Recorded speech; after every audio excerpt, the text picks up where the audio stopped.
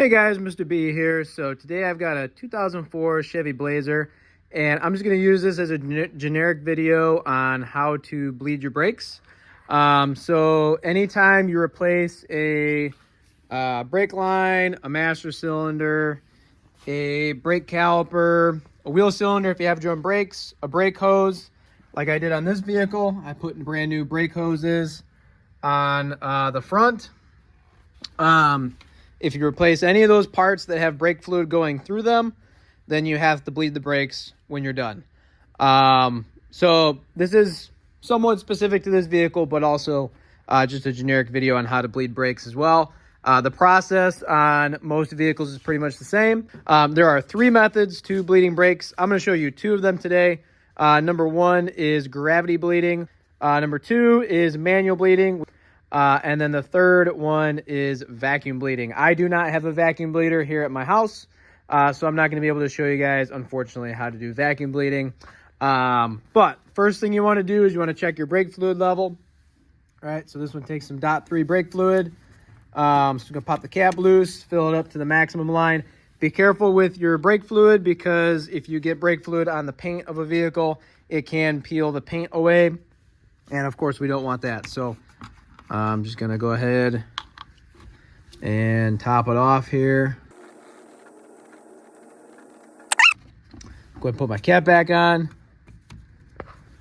So over here is obviously my brake caliper. I've got my new brake hose installed. I have another video on that if you want to check that out as well. And then this is my bleeder screw. This is what I'm working with here. We have to be able to loosen up and retighten that bleeder screw, which this one is very, very rusty. Sometimes they break off inside the caliper, in which case you have to replace the whole caliper. If you have one that doesn't want to come loose, you could take a propane torch and heat this area up right here, and just be careful not to burn those rubber grommets.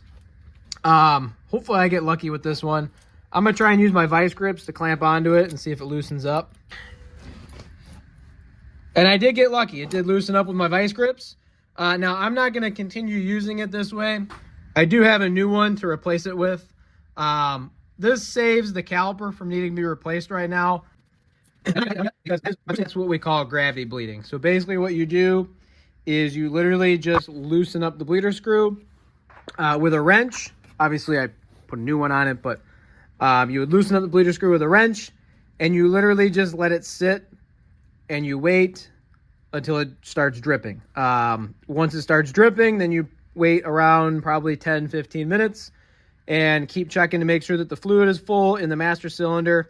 If the fluid ever runs dry in that master cylinder over there, you're going to have to start from scratch, because you're going to get air bubbles in all of the lines. You might even have to bleed the brakes at all 4 wheels at that point.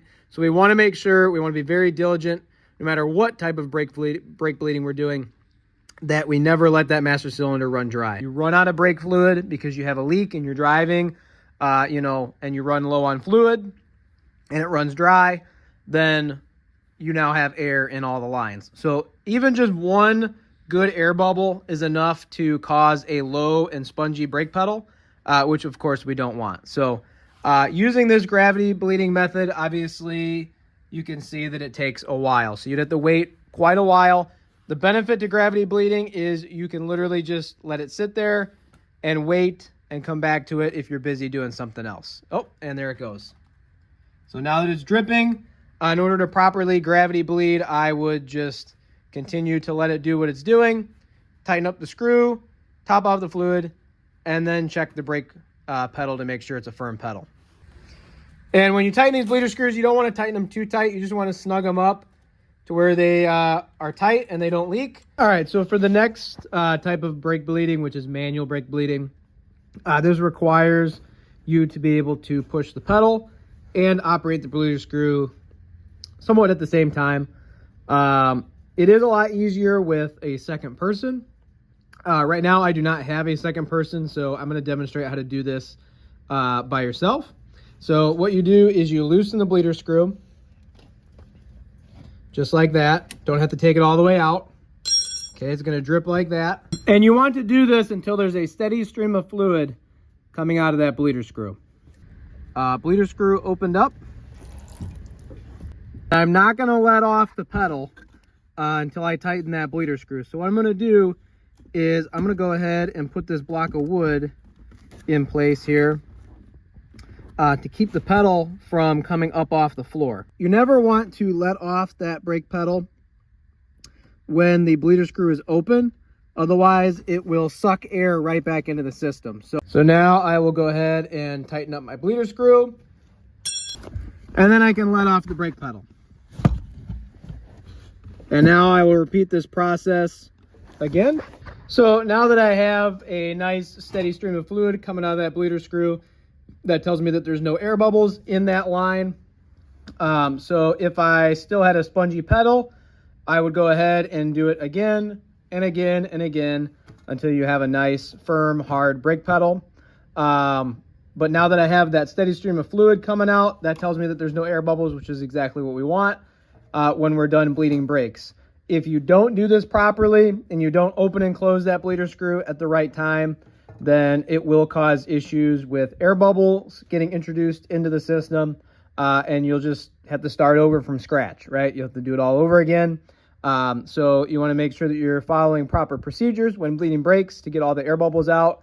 If you don't have a hard brake pedal when you're done, you just got to keep doing it until you do.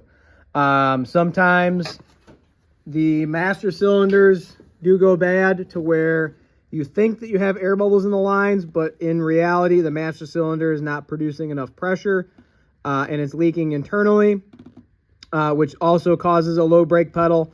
And obviously, you want to make sure you're full on brake fluid, right? If you don't have enough brake fluid in that master cylinder reservoir and it's low or even dry, then you're going to have air in the system. You're going to have a low brake pedal.